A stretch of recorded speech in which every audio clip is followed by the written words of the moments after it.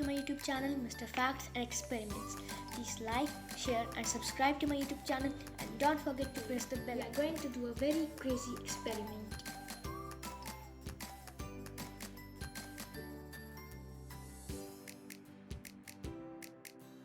The first step is to join these straws to form a square.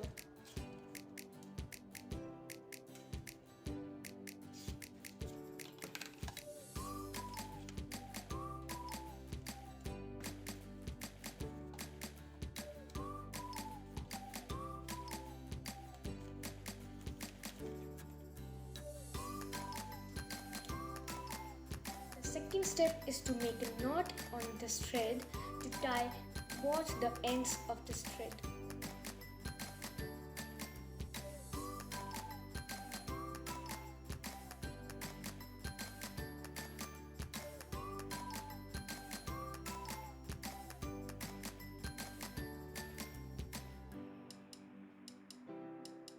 The final part of the experiment is to pour some soap water on the tray and then put the straw square on it.